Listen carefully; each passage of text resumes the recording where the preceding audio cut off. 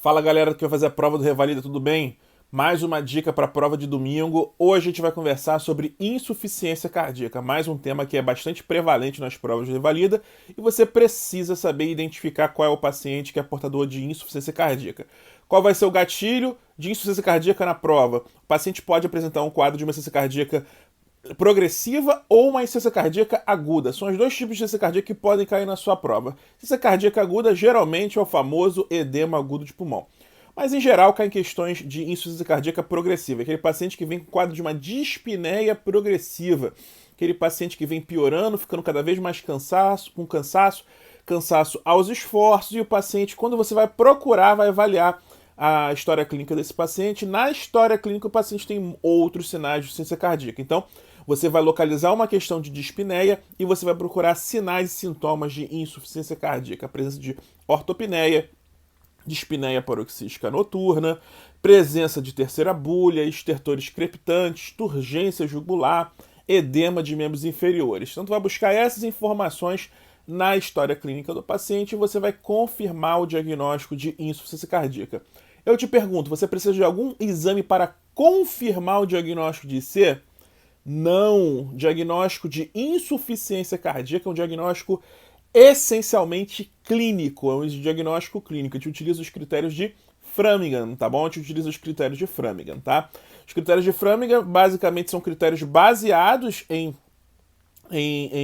critérios clínicos, né? A gente não utiliza nenhum exame, só entra o raio-x de tórax quando mostra cardiomegalia, é o único exame que entra nos critérios de Framingham, tá bom? Feito o diagnóstico de insuficiência cardíaca, claro que existem algumas situações onde você não consegue fechar pelos critérios de Framingham. Que às vezes fica com muita dúvida se aquela sintomatologia, especialmente quando o doente ele é portador de DPOC. Nesses casos, você tem dúvida do diagnóstico do seu paciente, o que você pode fazer? Um diagnóstico duvidoso, você pode lançar mão do BNP, que é o peptídeo natriurético cerebral. O BNP ele é um marcador de estiramento da parede do ventrículo, né? Então, se eu tenho sobrecarga de alguma cavidade do coração, eu tenho um aumento de BNP, tá? Então, se eu tenho aumento de BNP, se eu tenho um BNP normal, você exclui insuficiência cardíaca. Esse paciente não tem insuficiência cardíaca, com alto valor preditivo negativo, tá bom? Então, diagnóstico duvidoso, pensa no BNP. O ecocardiograma também vai ajudar a fechar o diagnóstico se você tiver numa situação duvidosa. Às vezes um eco completamente normal também, às vezes no ambiente que você está não tem BNP, faz um ecocardiograma, um eco completamente normal, descarta a hipótese de insuficiência cardíaca. Mas agora, se tiver disfunção diastólica, se tiver sobrecarga cavitária, aí você aumenta a chance de ter um diagnóstico de insuficiência cardíaca. Fez o diagnóstico, né? Vamos buscar a causa, né? Aí na hora de buscar a causa, o eletrocardiograma ajuda, o ecocardiograma ajuda. O ecocardiograma vai ser importante para dividir o paciente entre as causas com fração de ejeção reduzida e fração de ejeção preservada, né? Pensando na principal causa de fração de ejeção reduzida, nós temos a cardiopatia isquêmica, infarto, né? Principal causa de IC com fração de ejeção reduzida. Na situação onde eu tenho fração de ejeção preservada, o mais comum é a cardiopatia hipertensiva, tá bom? O paciente viu esse paciente, pensa em cardiopatia hipertensiva. No Brasil, a gente tem sempre que lembrar de doença de Chagas também, né?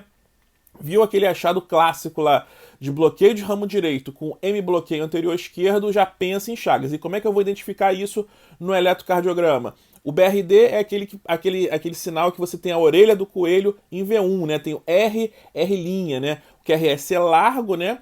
O QRS está para cima em V1 e geralmente faz aquele sinal da orelha do coelho R'. E além disso, que esse é o bloqueio de ramo direito, além disso eu vou ter o desvio do eixo para a esquerda. Como é que eu identifico o desvio do eixo para a esquerda? Eu tenho D1 com a polaridade positiva e AVF AVF negativo, tá? Então diz que o eixo está desviado para a esquerda. Então M bloqueio anterior esquerdo ou bloqueio divisional anterior superior, BDAS. Você viu esse eletro, pensa logo em doença de Chagas. 50% dos doentes de insuficiência cardíaca tem essa alteração eletrocardiográfica. Tranquilo? Fez o diagnóstico, fez o estadiamento, vamos pensar em tratamento. O tratamento tem muita coisa nova, né? Tem diretriz nova de insuficiência cardíaca também, então tem grande chance de cair insuficiência cardíaca na sua prova.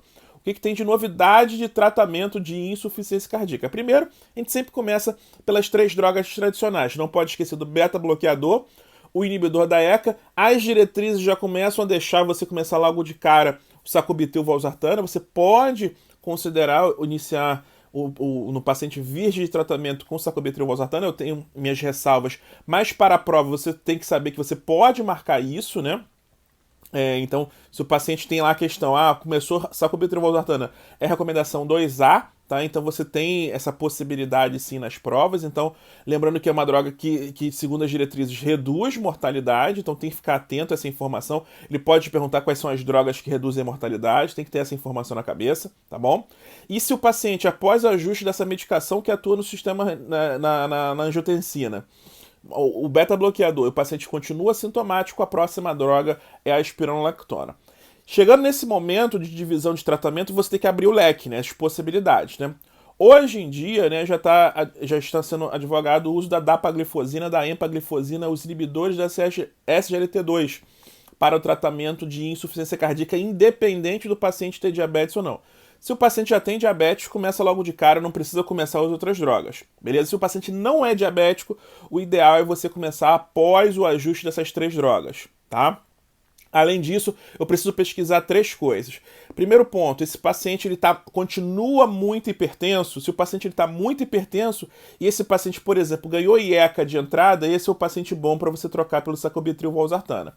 Se não adiantou, você tem que acrescentar outras drogas para controle de pressão. E nessa população você pode, inclusive, considerar a hidralazina com nitrato, sobretudo se o paciente for negro, tá bom? Se o paciente tem ainda uma frequência cardíaca elevada, é o paciente para você considerar o uso da ivabradina. Então você vai considerar a ivabradina no paciente que está em ritmo sinusal. É uma droga que atua basicamente reduzindo a frequência cardíaca, atua lá no nódo sinusal. Então vai reduzir a frequência cardíaca.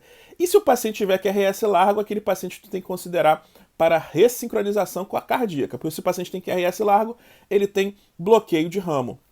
Se ele tem bloqueio de ramo, especialmente quando tem bloqueio de ramo esquerdo, quanto mais largo é o QRS, maior vai ser o benefício do paciente.